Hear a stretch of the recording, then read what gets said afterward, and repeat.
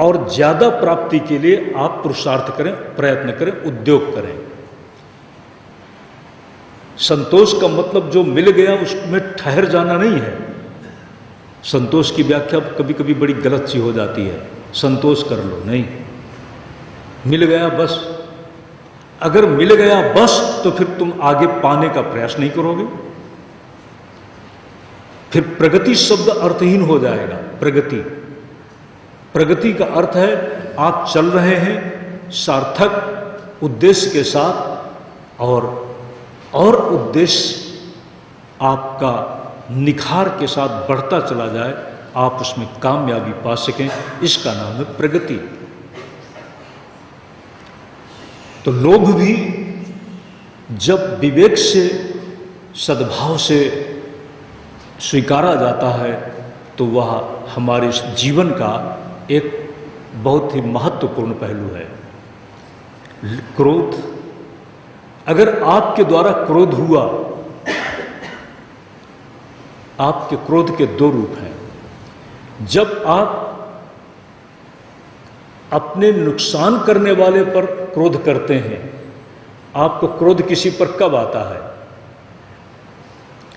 तब आता है जब आपको लगता है कि यह व्यक्ति जानबूझ करके मुझे नुकसान पहुंचाने जा रहा है, तब क्रोध आता है।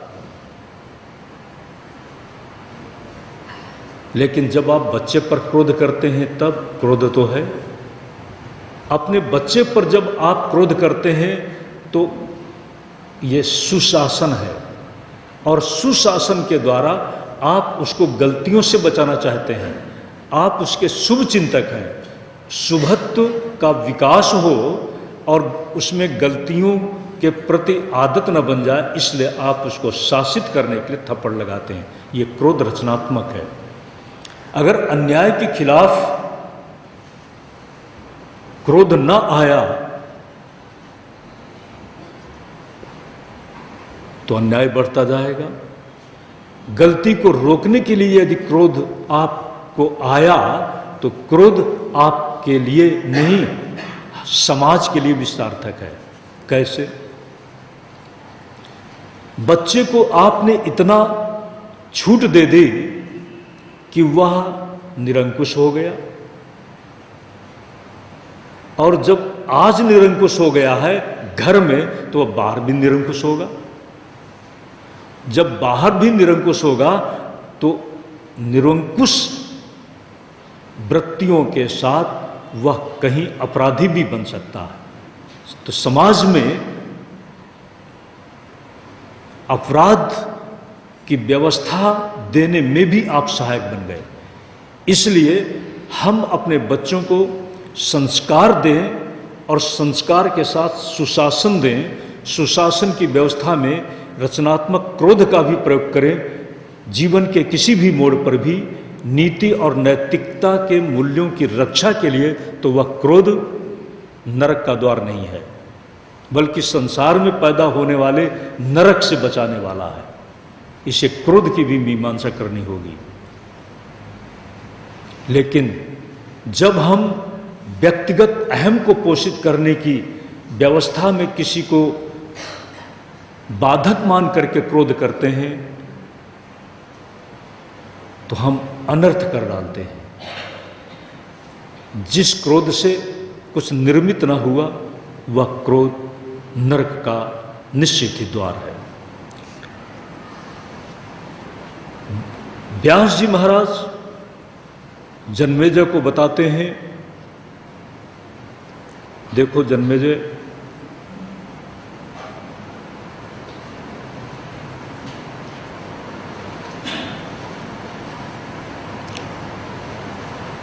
इतिहास में भी ऐसी घटनाएं बनी हैं जब लोभ में एक लोभी दूसरे को लोभी कहता है,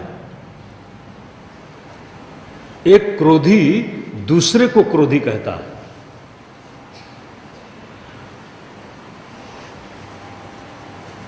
उदाहरण, हैहय वंश जो परशुराम जी के द्वारा नष्ट किया गया। हैहय वंश के राजाओं ने किसी समय देखा कि उनके कोष में अर्थ की कमी है, प्रजा को पैसा चाहिए, प्रजा के कामों के लिए पैसा चाहिए, तो उन्होंने भृगुवंशी ब्राह्मणों से कहा, आप लोगों ने हमारी दी हुई दक्षिणा से आज खूब मौज मस्ती कर रहे हो। ध्यान देना, भाषा बिगड़ जाती है। आप गुरुजनों से भी अपनी जरूरत बता सकते हैं, लेकिन अगर ये कहो कि आपने दक्षिणा से, भेंट से बहुत इकट्ठा कर लिया है, आप उसका उपयोग नहीं करते। धन की सार्थकता तो उपयोग करने में है, और धन की सार्थकता तो किसी निर्धन को देने में है, और अगर आप नहीं देते हैं तो प्रेम से दे दो, और प्रेम से नहीं देते तो देना पड़ेगा।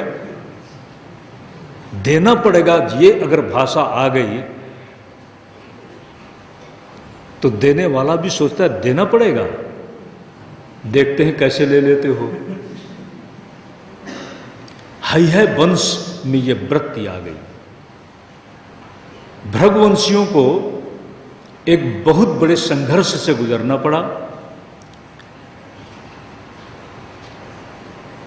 और एक नियम देखा गया है,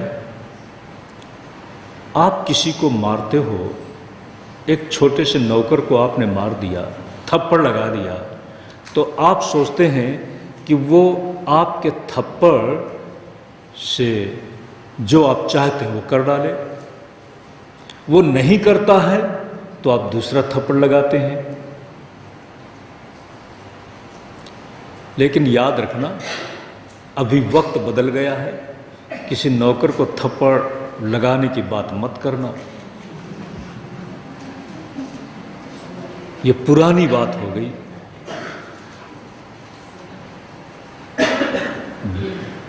अगर नौकर ने, वो बेचारा आपका थप्पड़ सहन करता चला जाता है, कुछ बोलता भी नहीं है, रोता भी नहीं, तो भी आपको परेशानी होती है कि थप्पड़ लगाने पर भी कुछ बोलता नहीं है, थप्पड़ लगाने पर भी जैसे कुछ लगा ही नहीं। आपका हाथ और बढ़ता चला जाता है। गुस्से में थप्पड़ चलते हैं, और गुस्सा करने वाले के अंदर थप्पड़ लगाने की वृत्ति और बढ़ती चली जाती है। हैहय वंश इसी वृत्ति में आ गया, और भृगुवंशियों के धन को जबरदस्ती लेने लगा, अपने अधिकार के साथ लेने लगा। भृगुवंशियों को पीड़ित इतना किया कि वो घर द्वार कर भगे, और जब घर द्वार छोड़ करके भगे तो इनको लगा कि इनको समूल नष्ट कर दो। समूल नष्ट करने की वृत्ति में भृगुवंशियों की एक युवती, जो महाशक्ति की आराधक थी, जंगल में कुछ अपनी दूसरी माताओं के साथ, युवतियों के साथ रात में सोई हुई है। उसे स्वप्न दिखाई पड़ा, एक दिव्य रक्तांबरा सुंदरी। ध्यान देना सज्जनों, देवी की अगर हम कल्पना करेंगे, देवी हमें कहीं ना कहीं कुछ साक्षात्कार देगी, तो आखिर किसी सुंदरी के रूप में ही तो देगी ना। चिंता मत करो, रक्तांबरा का बड़ा महत्व है। बगला पीतांबरा है, और रक्तांबरा महाशक्ति त्रिपुर सुंदरी भी है, भुवनेशी भी है। चिंता मत करो, तुम्हारे उरु प्रदेश से एक पुत्र होगा, वो तुम्हारी रक्षा करेगा। कहते हैं उरु प्रदेश से जन्म लेने के कारण उसका नाम औरव पड़ गया है। हैय वंशी जब मारने काटने की, यहां तक गर्भस्थ शिशुओं को भी मत छोड़ो, इस तरह की महाक्रूर हिंसा वृत्ति में पीछा करते करते उस युवती के पास आते हैं, तो और की दृष्टि पड़ने के साथ ही वे सब अंधे हो जाते हैं। ध्यान दें, इसी हैय वंश में एक वीर जो भगवान विष्णु का पुत्र है, हैय वंश। हैय वंश की शुरुआत कैसे हुई? किसी समय वैकुंठ में, कहते हैं भगवान विष्णु के पास एक उच्चैश्रवा घोड़े में रेवंत नाम के राजा गए हैं। उच्चैश्रवा जो लक्ष्मी जी समुद्र से निकली हैं, समुद्र से उच्चैश्रवा भी निकला है। एक बहुत ही दिव्य अश्व है। उसको देखकर लक्ष्मी जी मुग्ध हो जाती हैं और कुछ सोचने लगती हैं कि ये तो जन्मना हमारा भाई है। एक टक उसे देख रही हैं और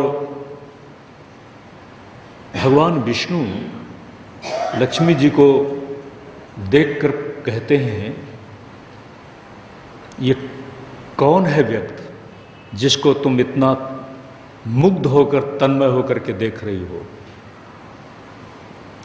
कभी कभी ऐसा होता है, आप देख रहे हैं फिर भी नहीं देखते हैं, सुन रहे हैं फिर भी नहीं सुनते हैं। इतनी तन्मयता से लक्ष्मी जी देख रही हैं। उस समय भगवान विष्णु ने कहा, लक्ष्मी तुम एक नारी सुलभ अभी अपनी चंचलता से मुक्त नहीं हो पाई। तुम्हारा मन कहाँ से कहाँ रमण और भ्रमण कर रहा है, इसलिए तुम्हारा नाम रमा पड़ेगा। क्योंकि तुम्हारे द्वारा, यही बात है ना, लक्ष्मी निरंतर, लोग लक्ष्मी से ही तो सारा खेल खेल रहे हैं। लक्ष्मी के लिए ही तो सारा भ्रमण चल रहा है, रमण और भ्रमण। और इसी के साथ चंचल मना होने के कारण तुम्हारा नाम चंचला भी रहेगा। और देखो, तुम मनुष्य लोक में, इस पशु में तुम्हारी इतनी, मैं तुम्हारे सामने खड़ा हूं। भगवान यही तो कहते हैं। ध्यान देना, लक्ष्मी की बात है तो हम सब की बात क्या है?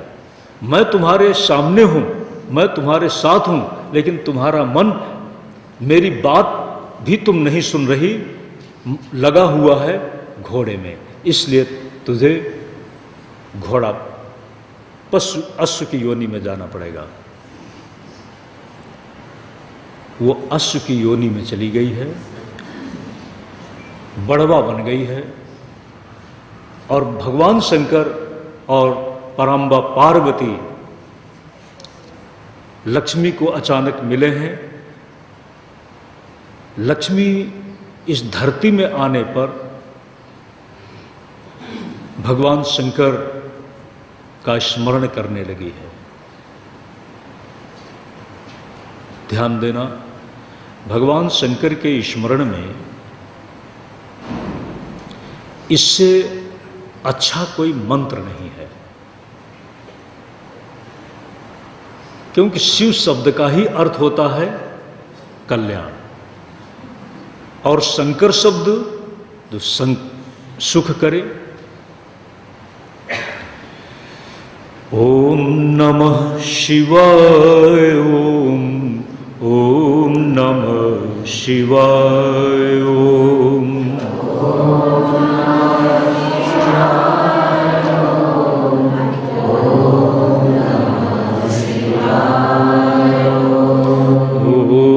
नमः शिवाय। ओम नमः शिवाय।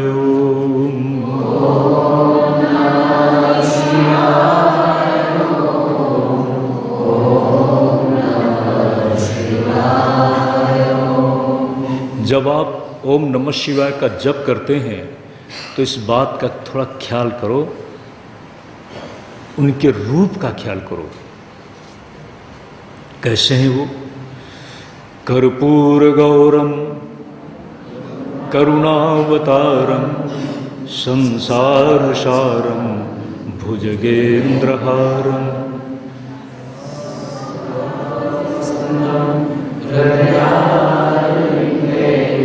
भवं भवानी। बाबा जी अकेले नहीं हैं। भवम नमामि भवानी सहितम।